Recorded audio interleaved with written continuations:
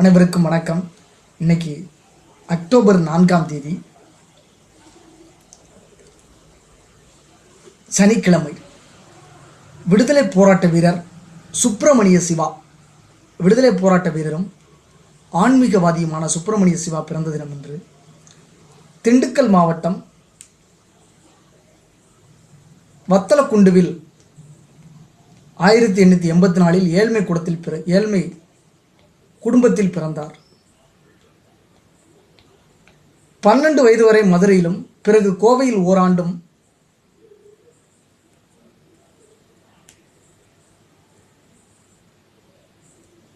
பயின்றார். இலவச உணவு கிடைக்கும் என்பதால் திருவனந்தபுரம் சென்று மேற்படிப்பு படித்தார். கொட்டாரக்கரையில் சதானந்த சுவாமிகளை சந்தித்து ராஜயோகம் பயின்றார்.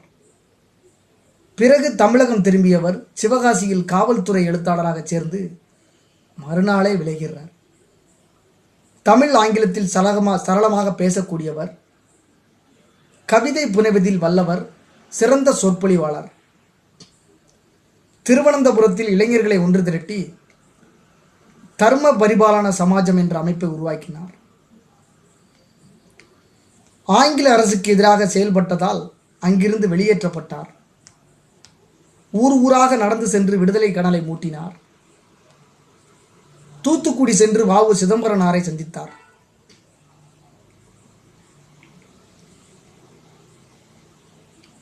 இருவருக்கும் நட்பு மலர்ந்தது.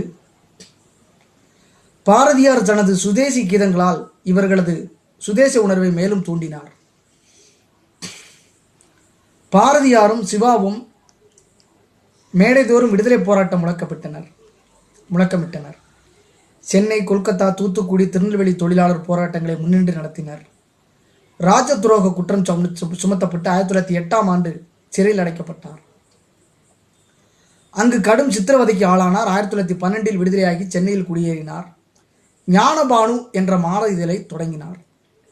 பிறகு பிரபஞ்சமித்தினர் என்ற வார இதழை தொடங்கினார். அதில் நாரதர் என்ற புனைப்பெயரில் கட்டுரைகள் எழுதினார்.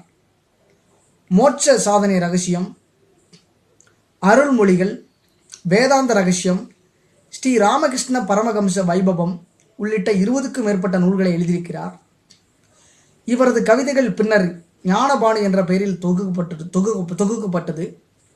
தொகுக்கப்பட்டது. துறவி போல காவி உடை அணிந்தார். பெயரை வதந்திரானந்தர்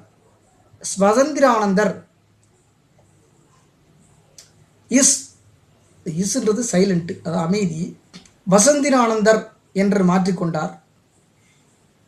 தொடர்ந்து விடுதலை போராட்டத்தில் ஈடுபட்டதால் கடுங்காவல் தண்டனை விதிக்கப்பட்டது. சிறையில் தொழுநோயால் பாதிக்கப்பட்டார். விடுதலையானதும் சென்னைக்கு வந்தார். உடல்நிலை தேறியதும் கூட்டங்கள், போராட்டங்களில் பங்கேற்றார். நண்பர்கள் உதவியுடன் தர்மபுரி மாவட்டம் பாப்பாரப்பட்டியில் 6 ஏக்கர் நிலம் வாங்கி ஆசிரமம் நிறுவினார். அதற்கு பாரதபுரம் என பெயர் சூட்டினார்.